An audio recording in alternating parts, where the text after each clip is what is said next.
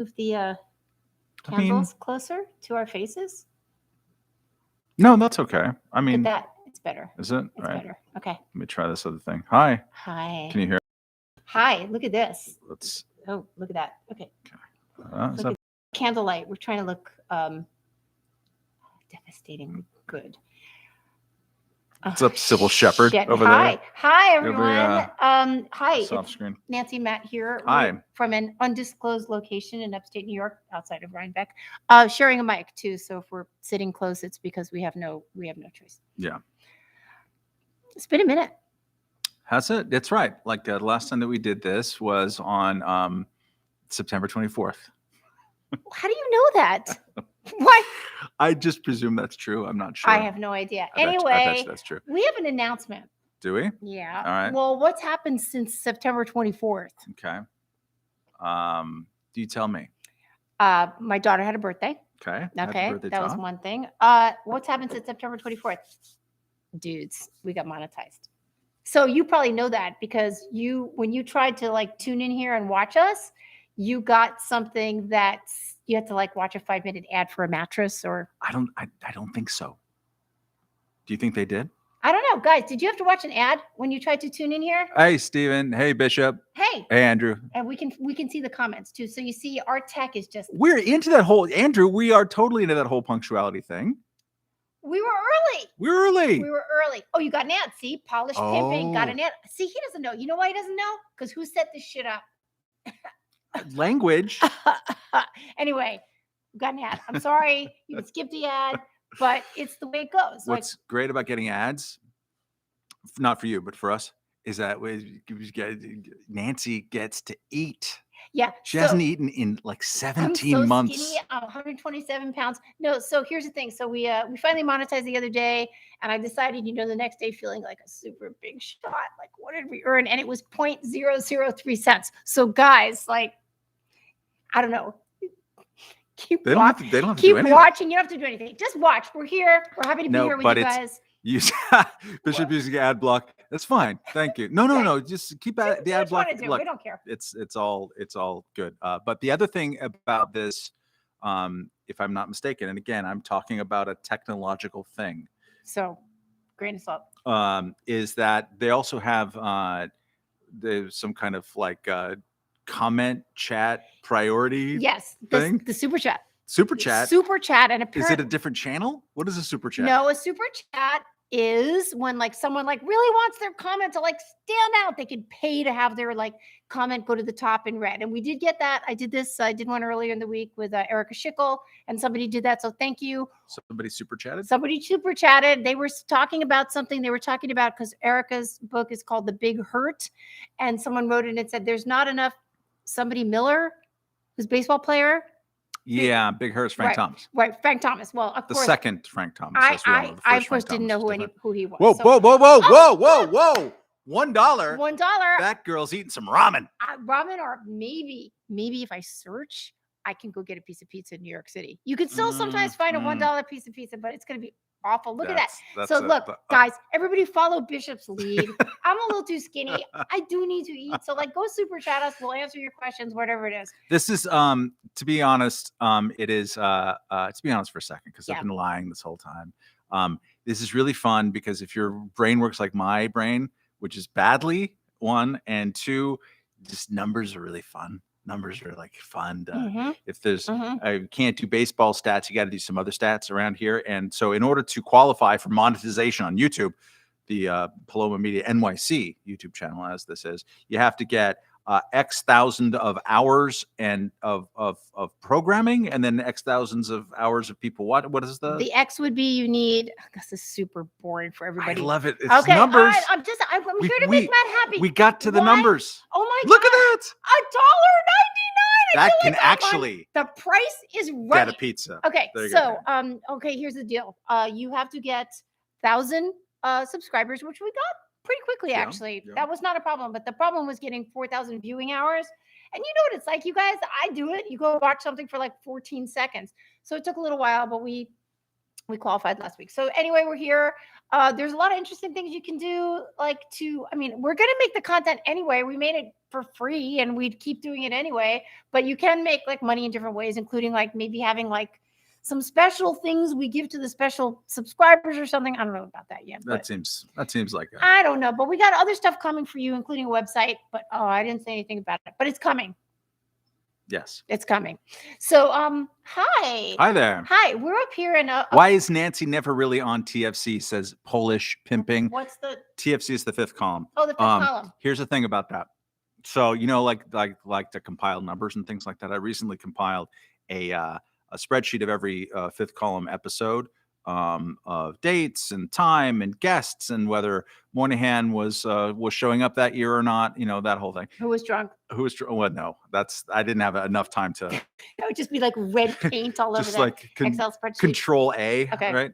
But I also looked at all the guests. Who has been on the fifth column more than any single other guest?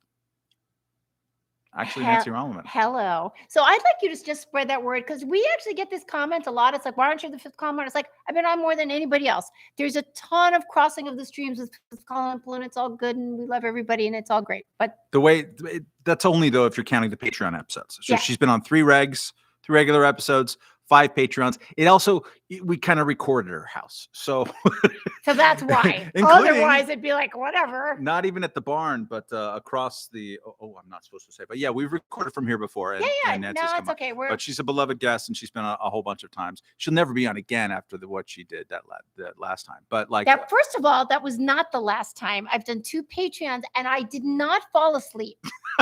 I did not fall asleep. Totally asleep. I did not. You were asleep. I didn't fall asleep. I just sort of lost the ability to speak and form thoughts, including when someone asked me to name a song I liked, and I literally had no more room. That's not my fault because you mixed me a third Paloma, so it's Matt's fault. That's it. I don't want to hear about this anymore. Polish Pimping, that $1.99 or $0.99. You want to see me? I do. I could gain 2 pounds now from this pizza I'm going to get. But we're here tonight. Andrew Dunbar says, Super Chats are a good way to make money if you tolerate your viewers bringing up stupid topics. Listen, all topics are smart from here in the barn. And I'm actually very glad because it took us a while to figure out how to jury rig this so that it's at all doable and tolerable. I hope that the microphone is working. We would have had separate mics so we're not like infecting each other, but we couldn't make that work. Wow. But listen, we're upstate New York for you guys and we're glad to be here. And we did have a few things we wanted to talk about. And I thought we talked a little about, we're doing this. I wanted to talk just a little bit about something that I think is an incredible tragedy. And I think we can all agree on that. And that was the Alec Baldwin shooting on his film called Rust, which was shooting in Arizona, New Mexico. In the Southwest. Yeah. And Alec Baldwin, who was starring in it, and he was also, I guess, the executive producer. It was his shoot exactly. He shot off what he thought was a blank. We did learn today, I was very curious, like, how does this happen? How do you wind up shooting the DP and killing her and the director? I mean, they're not characters in it, but apparently it was a scene where, you're shooting at the camera and there were live rounds in it.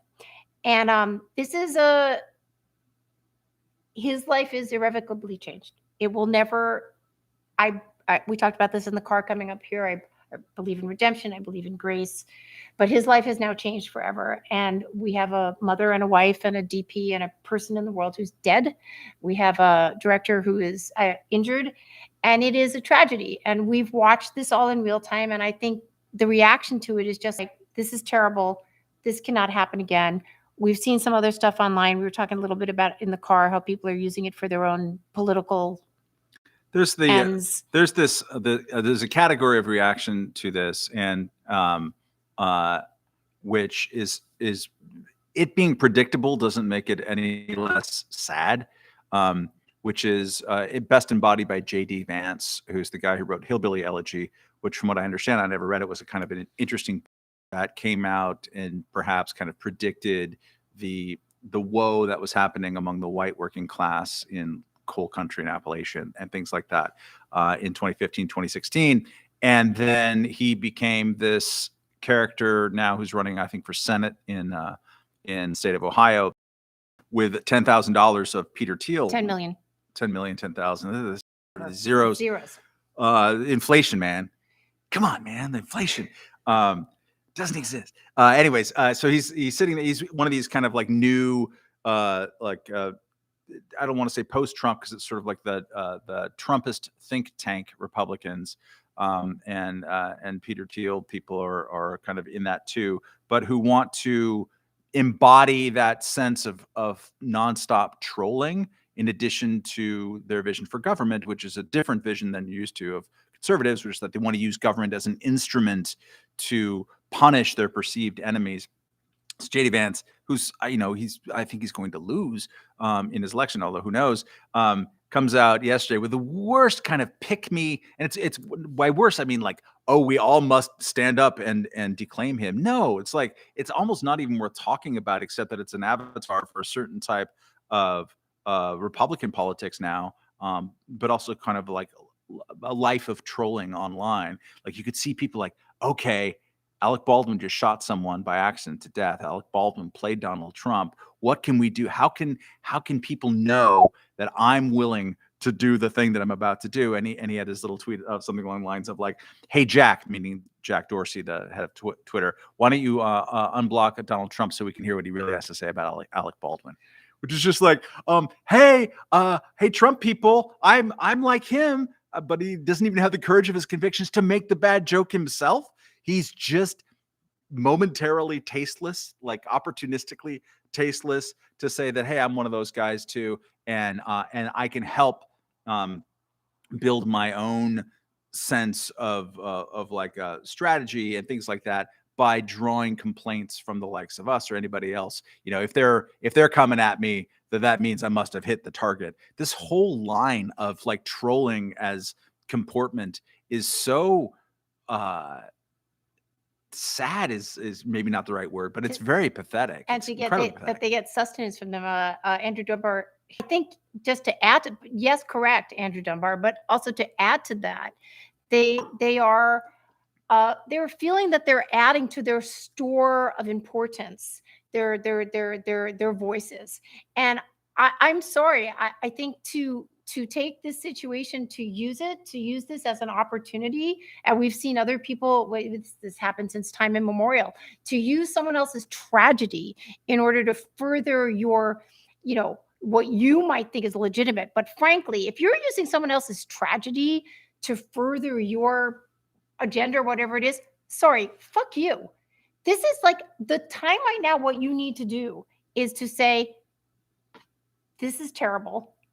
What went wrong? And however you feel political on the spectrum, if you thought Alec Baldwin was a jackass for doing Trump on SNL, if you are completely against his politics, and I understand there are some people. He was mailing that impression in for a couple of years. He was what? He was mailing that impression in for a couple of years. I don't know. It was kind of. I say that as a fan of his acting, but like. I mean, I understand that got people angry. Of course, I'm sure it got Trump angry. And I've kind of been waiting for Trump to kind of like come in and say, I mean, what he could do, which would give him a lot of credit, would be to come in and say, no matter what Alec Baldwin did with me, I'm really sorry. This is a terrible thing. I haven't seen that particular comment.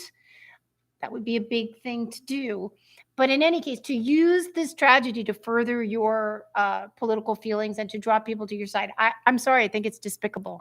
But like, even to be like, you knew who was going to do it before anyone did it. Like, let's set your watch. Okay, who's volunteering to act like a deplorable is particularly pathetic. You don't want to be predictable. Polish Pimping says, pretty sure both sides want to use government to punish people. Yes, exactly. That's the problem, and it's totally increased on the left in the meantime. Say no more.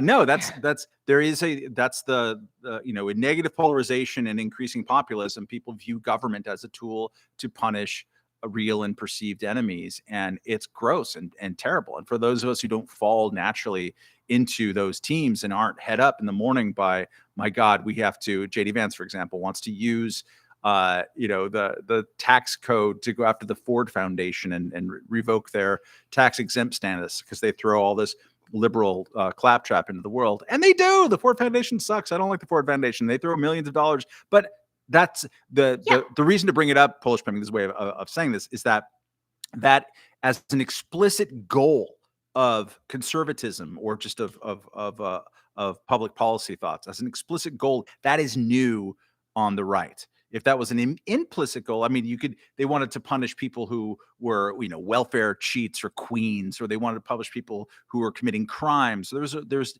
different categories of people that they wanted to punish, but it's new and very unseemly to punish corporations because they don't like where the corporation, landed on some particular issue, which we've seen a lot of. So it's on the rise, right and left, and it's unsurprising that a tragedy involving someone who is clearly identifiable on some part of that spectrum will be used by the other side in this way. And it's not even that like it's deserving of condemnation, or even that it's necessarily a goddamn thing about Alec Baldwin to begin with. When something like this happens, silence is always an option. It's a beautiful one. And it's sad making. Having said that, I did want to say something. I think Matt and I both know a lot of people that work in the film business. I used to work in the film business. And film is anybody that's watching this, if you've worked on a set, when you're on location, it's exhausting. You're working like 16-hour days. The food is shitty. You're not sleeping. It's tough. It's a very kind of stressful situation. And also for the past couple of months, we've had the unions threatening to strike because of what they perceive to be bad working conditions, or they feel like, some of these channels, the Netflixes and Amazons, are making all this money and they should share it, and there should be better conditions for the unions, including like IATSE and other things. Well, I will say, I'm not going to say where we got it, but someone that Matt and I both know that work in the film business received this text the day that the shooting happened. And it said, "The entire camera crew walked off that morning for the exact reason about the unsafe conditions. Last night, we each wrote resignation letters. We cited everything from lack of payment for 3 weeks, taking our hotels away despite asking for them in our deals, lack of COVID safety, and on top of that, and poor gun safety. Poor on safety, period. We wrote about the exact issue last night and walked off this morning because of it. That's not in any of the papers. They brought in 4 non-union guys to replace us and tried calling the cops on us, blah, blah, blah, blah, blah." Now, it's tough to adjudicate union disputes on sets. And now it is tough to adjudicate. And, probably, there are certain unions that I believe are really not necessary and not furthering the causes of anybody, but maybe their own little cottage industry causes. And I don't know. I'm not on this set, and I don't know who should have been doing what. And obviously, it's a very hot political issue right now. Someone done fucked up. Somebody fucked up. Somebody came on and loaded this gun with a live round. Now, who did that? We don't know yet. I'm sure it's going to come out. It was not Alec Baldwin. Alec Baldwin was not, I can almost guarantee you, loading his own rounds. This has to be some of the armorer or whatever the name is. And that will come out. Mickey Freeland. Not just $4.99, but $1.99 after inflation. Mickey Freeland, who I just, guys, want you to know, is been mixing some of my stuff I've been doing, not for YouTube. We owe you money, dude. We owe you money, but I've been paying him in peanut butter cookies. And so far, so good. So if anybody wants to like do some tech stuff for us, we're paying in cookies. Okay. Lots of cookies. Daniel has a comment that's interesting. In the 30s, they didn't have blanks on Hollywood sets. They hired a marksman, and he would actually fire a real firearm. So in all those gangster movies, shooting next to Cagney was a real guy with a Tommy gun. I kind of love that. Interesting. Well, whatever happened, I'm sure it's going to come out. This has only been 2 days. It's a tragedy. I feel for anybody this happened to. I mean, there's actually was a really interesting article in the New Yorker a couple of years ago that people that have accidentally killed someone, whether it's with a car or in this case with a firearm, your life is in many ways destroyed. I'm not saying, again, as we started this, there isn't grace, there isn't redemption, but your life it's taken a dog leg and instantly, and you just want to like go back in time and claw it back just a few seconds and fix it, and you can't. And I feel for everybody involved in this, and I think that's the right reaction. I do. So speaking of what's a segue? Speaking of things in the news, Nancy. Yes, Matt. Well, the robot didn't work. No, I had gotten to the point where I was pretty happy to never hear about the important Dave Chappelle imbroglio again. But Roxane Gay wrote about this in the New York Times, and you said to me, "I've got a Roxane Gay story." I do have a Roxane Gay story. Roxane Gay, who's a activist, a writer. Writer. She's very strident, I think is a way of putting it. Yep. Super, like when people hate woke people, they hate Roxane Gay about half the time. Yeah. Or like, well, so I have, maybe it's complicated, but like, tell us. I will tell you. So I have thought for the past several years, there are certain people on Twitter or even not on Twitter, like in the culture we're living in now, when there's going to be like a cancellation that happens or something that's going to be called out that certain people think are bad behavior, there are certain like avatars that call it out, right? And we used to have that guy that's no longer on Twitter anymore, the dude that they wrote an article about in New York Magazine. Anyway, it doesn't matter.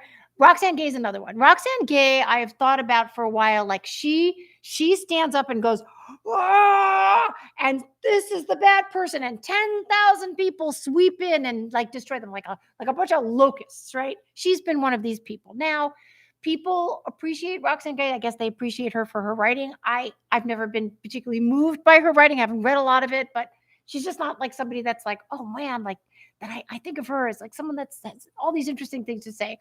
But she is a Black woman. She is, I believe she's a lesbian, and she's vocal, and she's very willing to come out and say what she thinks about certain people. And she's knocked heads with a lot of people, and she's a voice, as you said. Well, I have a little story. And I'm not sure that this is interesting or bears anything on it. But about, I don't know, 5-6 years ago, Roxane Gay was supposed to be a professor at a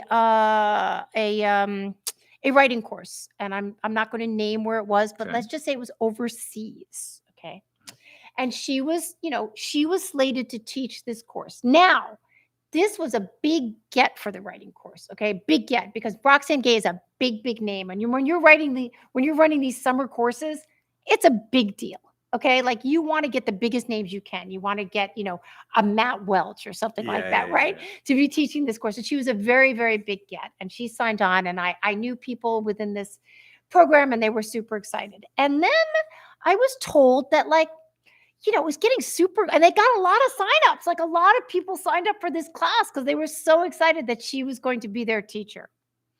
That was getting super close to when she's supposed to get there. And there was radio silence. Like people within the program were trying to reach her. Nothing, radio silence. Meanwhile, she's tweeting away because she was very active on Twitter, on and on and on. Finally, it comes about that she's just like, oh, I can't make it. It's I don't know, a couple days before. You've got people that have signed up that have paid thousands of dollars. This actually rings a bell. Some of this got public. Some of this got was public. It? Okay, yeah, I think maybe so. It did.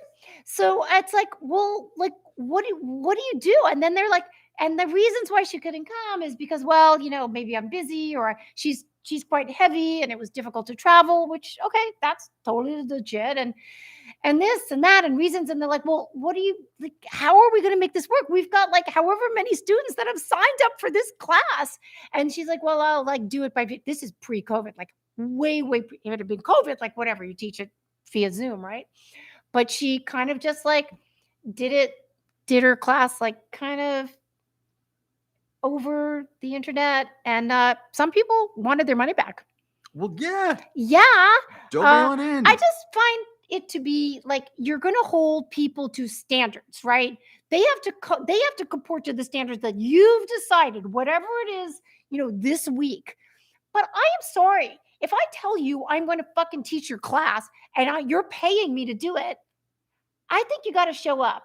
And I think that kind of, I'm not saying that should impact your feeling about how she is so quick to mow other people down because they said a joke you didn't like, or they misgendered someone. I actually don't know if she did that. I don't follow Roxane Gay, but I do know that she didn't really step up to the fucking plate when she said that she was going to.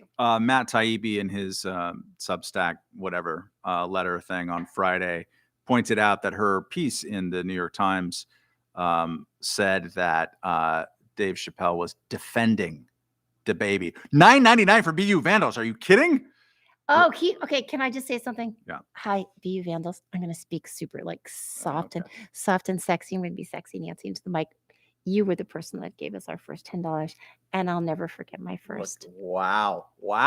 She's purring like a cow. A cow. Cowboy. I mean, you got a cowboy and a cat. No, you gave us our first $10, our only $10 for that. So thank you. And he also points out that Roxanne Gay is the avatar of wokeness, like Matt Welch is the avatar of the Darren Erstad fan club. I appreciate you. Who's that? Darren Erstad was a player for the Angels back when they won the World Series in 2002. And he had been a football player at the University of Nebraska, where he is, I think, the coach of the college team now.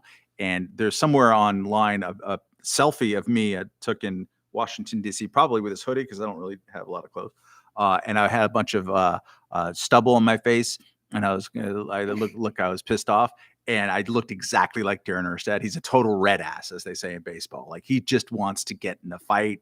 He's super intense and stuff. He actually wasn't my favorite player of that era of Angels, but he was close to it. I always appreciated me some Darren Erstad. So that was So the Roxanne Gay pointed out that or claimed that Chappelle was defending the baby, which he wasn't. Which is like no. Okay, look, people see through the lenses they want to see. A quick story about my reporting last year from Portland. I was in front of the federal building. There was a young dude there with a fire extinguisher smashing in the windows that had been boarded up. There were like a bunch of other people like running around him, and I was filming it, and I put it online, and someone said, well, you can see that Nancy Rommelman staged this in a studio, and I can tell from the shine on one guy's helmet. So what do you do with that? It's like golf clap. Yeah, it's just like your narrative. Well done. Your narrative is